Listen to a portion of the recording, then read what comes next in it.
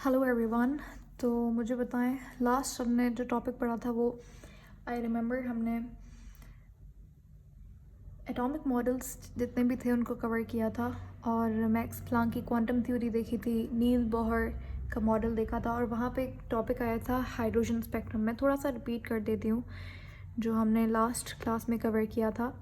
हमने देखा प्लैंक की क्वांटम थ्योरी में क्या पॉइंट्स थे, इन्होंने बात की थी, इन्होंने बेसिकली अपोज किया था रदरफोर्ड के आइडिया को। रदरफोर्ड ने दो बातें कही थी कि भाई जो इलेक्ट्रॉन है वो कंटिन्यूसली एनर्जी को इमिट करता है और इवेंचुअली न्यूक्लियस के अंदर फॉल करके, एक second let me just share my screen, nucleus के अंदर फॉल करके वो इस तरीके से एटम पूरा जो है वो ख़त्म हो जाता है। और अगर रदरफोर्ड की वाली बात मानकर चलें तो हमारे पास कौन सा स्पेक्ट्रम बनेगा एटम के अंदर? Continuous spectrum. लेकिन ये बात गलत थी। मैक्स प्लैंक की क्वांटम थ्योरी आई, इसमें इन्होंने कहा कि ऐसा नहीं होता। इलेक्ट्रॉन एनर्जी इमिट करता है दो कंडीशन में। जब वो अपने ग्राउंड स्टेट से अपनी एक्साइटेड स्टेट में जाता है तो वो एनर्जी क्या करता है? एब्जॉर्ब करता है। और जब वो दोबारा से अपनी ग्राउंड स्टेट में वापस आता है तो वो एनर्जी क्या करता है? इमिट करता है। ठीक है, तो इसका मतलब ये कि मैक्स प्लैंक ने कहा कि इलेक्ट्रॉन एनर्जी इमिट करता है या एब्जॉर्ब करता है वो डिसकंटिन्यूस मैनर के अंदर होता है। ठीक है, और एनर्जी जो इमिट होती है या एब्जॉर्ब होती है वो in the form of small energy packets होते हैं जिनको क्वांटा या फिर फोटॉन्स कहा जाता है। प्लैंक ने अपनी इक्वेशन दी जिसका E is equal to h mu, जहाँ पर एच हमारे पास प्लैंक्स कांस्टेंट है और म्यू हमारे पास फ्रीक्वेंसी का सिंबल है। मैक्स प्लैंक का जो कांस्टेंट है जिसको एच से डिनोट किया जाता है, इसकी वैल्यू होती है 6.625 multiplied by 10 raise to power -34 joule second. और इसकी dimension is same as angular momentum और डिराक कांस्टेंट। ठीक है, तो ये हमने लास्ट कवर किया था एंड इसके बाद हमने नील बोहर के मॉडल को डिस्कस किया था। नील बोहर का जो एटॉमिक मॉडल है उसे सोलर सिस्टम मॉडल भी कहा जाता है और it is based on Planck's quantum theory. यहाँ पर इन्होंने रदरफोर्ड के ड्रॉबैक्स के अगेंस्ट बात की। इन्होंने कहा अच्छा ऐसे ये मैक्स प्लैंक ने बिल्कुल ठीक कहा था। नील बोहर कहते हैं कि मैक्स प्लैंक की जो थ्योरी थी उसके अकॉर्डिंग बिल्कुल ऐसा ही है कि जो एटम में स्पेक्ट्रम बनता है वो कैसा होता है? वो डिसकंटिन्यूस स्पेक्ट्रम होता है। डिसकंटिन्यूस स्पेक्ट्रम का दूसरा नाम क्या है?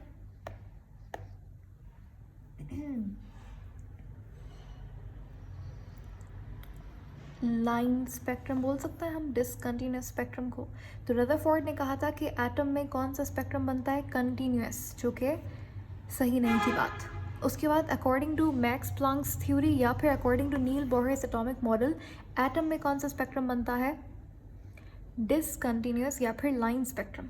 ठीक है, नील बोहर का जो मॉडल था वो स्पेसिफिकली खासकर ऐसे एलिमेंट्स के लिए था जिनके पास इलेक्ट्रॉन सिर्फ एक होता है। ऐसे एलिमेंट्स को हम लोग कहते हैं मोनो एटॉमिक एलिमेंट्स। ठीक है, पर्टिकुलरली इनका जो मॉडल था, ये सबसे बड़ी ड्रॉबैक भी था नील बोहर के मॉडल के बारे में कि इनका जो मॉडल था वो सिर्फ मोनो एटॉमिक पार्टिकल्स के बारे में था, मोनो एटॉमिक एलिमेंट्स के लिए था।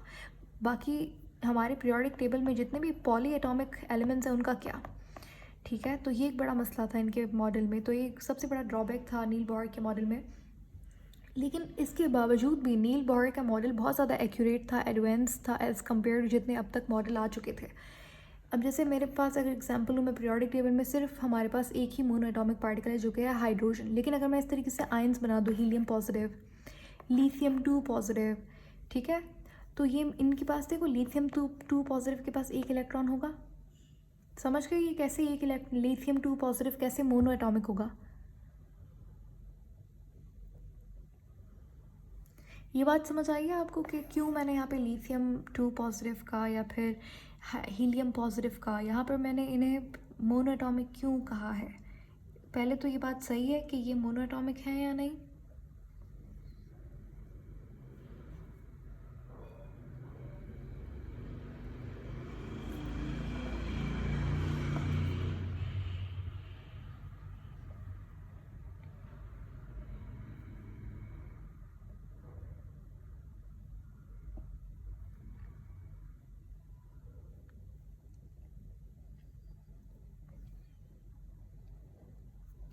अच्छा, उसके बाद हमारे पास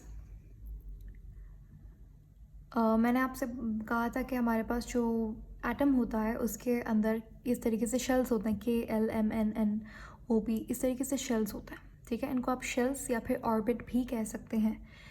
जैसे जैसे आप न्यूक्लियस के दूर जाते जाएंगे तो एनर्जी लेवल्स भी इंक्रीज़ होते जाएंगे। तो मैंने आपसे कहा था कि एनर्जी ऑर्डर क्या होता है, KLMN, ठीक है। के की एनर्जी जो होती है वो सबसे कम होती है, उससे ज़्यादा एल की होती है, फिर एम की, इस तरीके से होती है, ठीक है।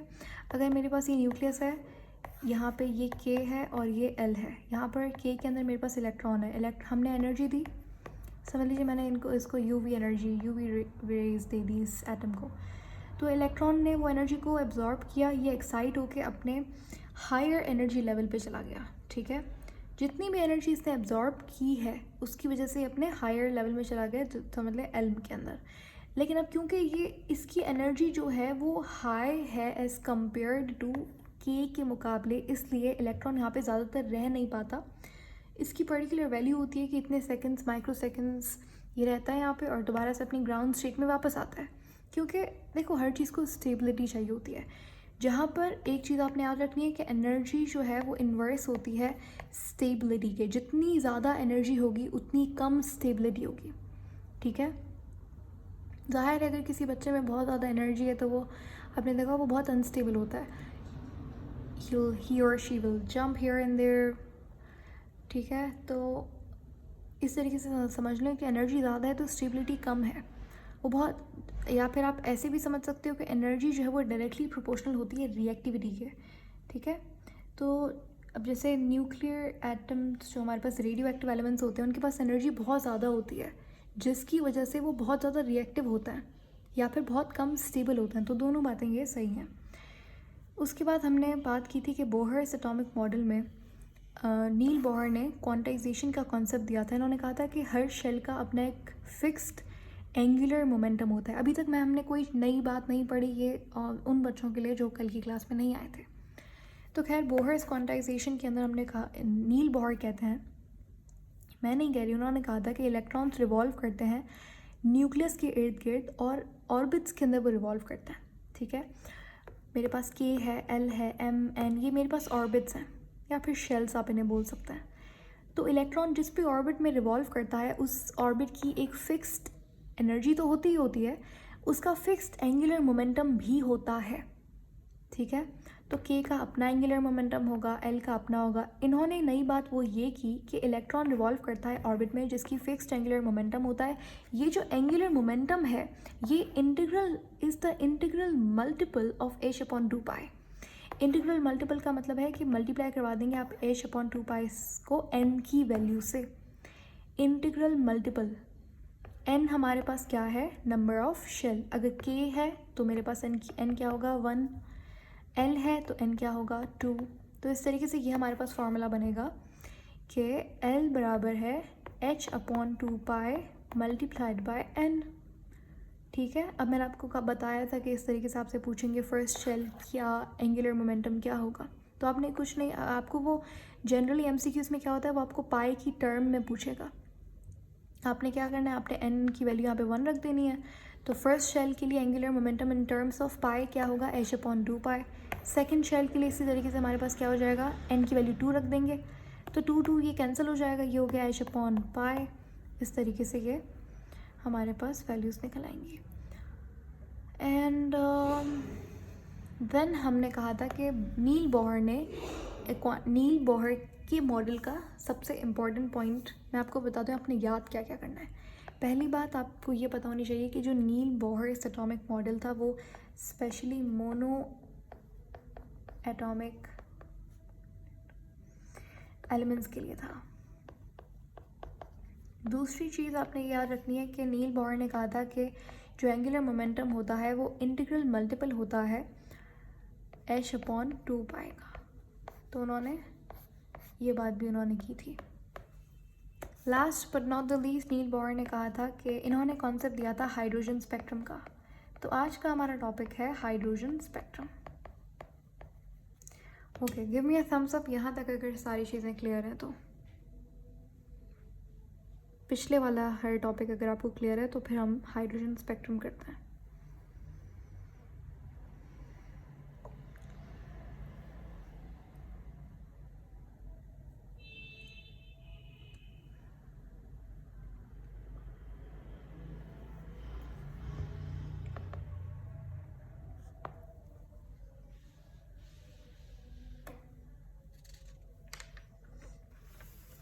ठीक है, तो हम लोग चलते हैं हाइड्रोजन स्पेक्ट्रम पे।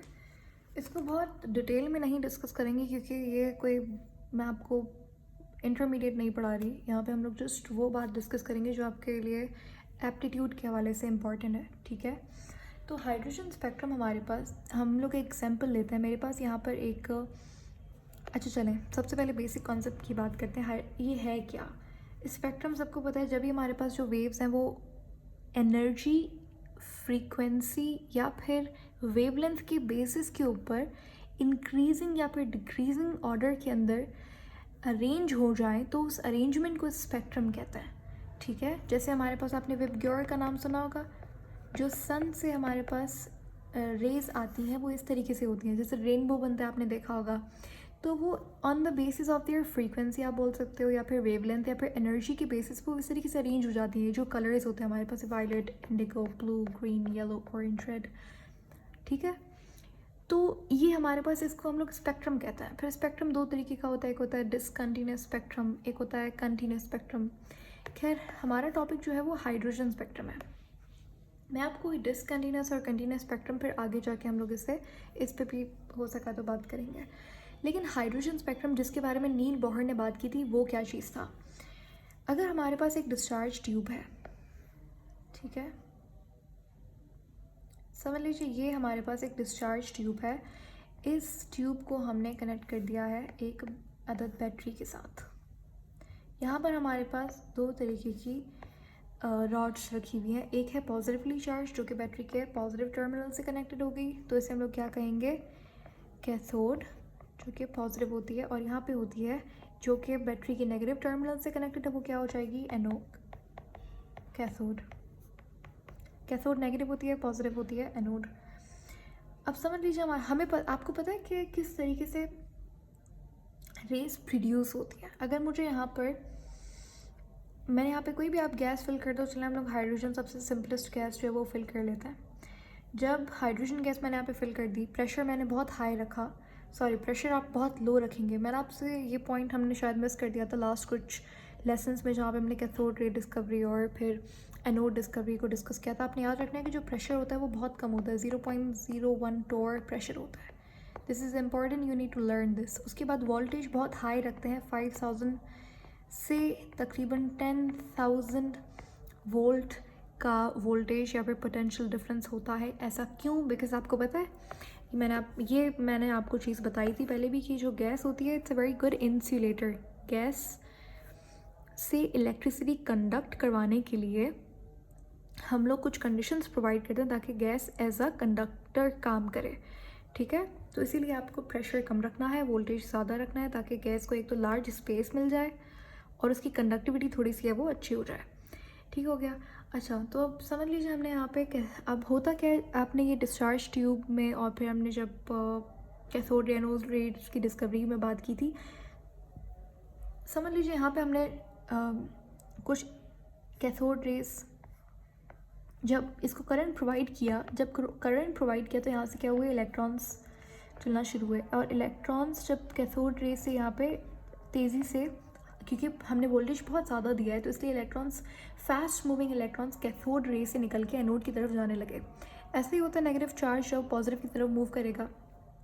तो जो ये इलेक्ट्रॉन्स हैं, ये जब तेज़ी से जाने लगे तो हमने कहा कि ये कुछ रेज गुजर रही हैं जो कि यहाँ पे जाके क्या कर रही थी, क्योंकि हमने परफोरेटेड एनोड ली थी, तो यहाँ पे जाके ये पीछे जिंक सल्फाइड की कोटिंग थी, तो यहाँ पे फ्लोरेसेंस प्रोड्यूस हो रही थी। तो हमने कहा कि कोई चीज़ है जो हिट कर रही है। ठीक है, और जब ये फास्ट मूविंग इलेक्ट्रॉन्स इस तरीके से चल रहे थे तो वहाँ पे भी रेस की फॉर्म में एक फ्लोरेसेंस मिल रही थी। लेकिन फिर बाद में पता चला कि कोई रेज नहीं है बल्कि मूविंग इलेक्ट्रॉन्स हैं। वो ऐसा लगता है कि जब ये इतनी स्पीड में मूव करते हैं तो रेस की शक्ल होती है। ये तो चलो हमने बात की थी कैथोड रेस की डिस्कवरी में, इस तरीके से कैथोड रेस डिस्कवर हुई थी। लेकिन हमें समझना है हाइड्रोजन स्पेक्ट्रम क्या है, इसका यहाँ डिस्चार्ज ट्यूब का यहाँ पे क्या काम। मुझे एक्चुअली आपको ये बताना था कि देखें, अगर हम लोग यहाँ पे एनोड जो है वो परफोरेटेड के बजाय हम लोग एक ऐसी एनोड लेते हैं जिसमें से कैथोड नहीं पास कर सकती, कैथोड रेस नहीं पास कर सकती। ठीक है, इट्स आप कह सकते हैं इट्स अ थिक एनोड। ठीक है, काफ़ी थिक हमने एनोड लिए, इससे ऐसी एनोड लिए जिससे इलेक्ट्रॉन्स पास नहीं कर सकते। पहला पॉइंट क्लियर हो गया। अब ऐसा क्यों किया? क्योंकि मुझे यहाँ पे कुछ रेज प्रोड्यूस करनी थी इसलिए। ठीक है,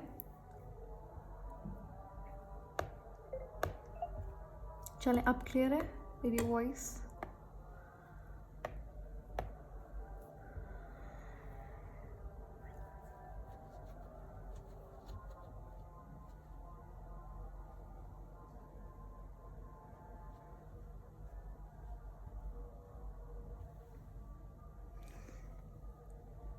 Is that okay now or is that the same?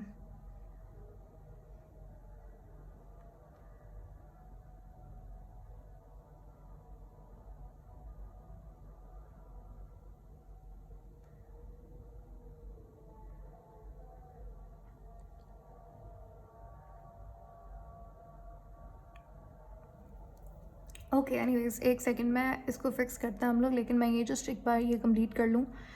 तो होता क्या है कि जो कैथोड रेज होती हैं,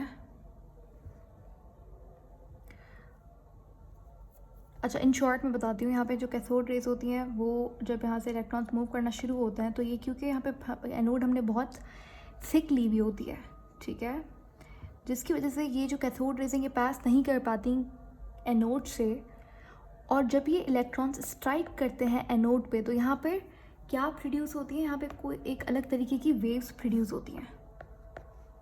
ठीक है, यहाँ से आपने पढ़ा है एक्स रेज का टॉपिक, आपने पढ़ा होगा एक्स रेज कैसे प्रोड्यूस होती हैं जब फास्ट मूविंग इलेक्ट्रॉन्स हिट करते हैं किसी भी लार्ज एटॉमिक मास वाले एटम पे। तो यहाँ पे हमने जो एनोड लिया है, ये एनोड समझ लें किसी ऐसे एलिमेंट का लिया जिसका एटॉमिक मास थोड़ा सा ज़्यादा है। ठीक है, ये थिक तो है ही है एनोड, लेकिन इसके अलावा इसका जो मास है वो ज़्यादा है। तो जब ये इलेक्ट्रॉन्स हिट करते हैं इस कैथोड पे तो यहाँ से हमारे पास प्रोड्यूस होती हैं क्या? यहाँ से हमारे पास एक्स रेज प्रोड्यूस हो गई। ठीक है, और फिर ये एक्स रेज को समझ लीजिए हमने इस एक्स रेज को गुजारा किसी प्रिज्म में से,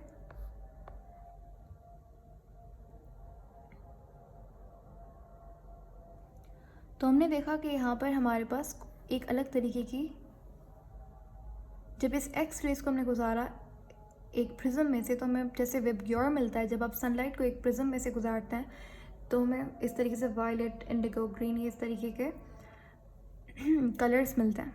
तो उसी तरीके से जब हमने एक्स रेज को इस प्रिज्म में से गुजारा तो हमें यहाँ पे कुछ डिफरेंट वेवलेंथ की रेज मिली। ठीक है, तो इनको हमने नाम दिया सीरीज़ का।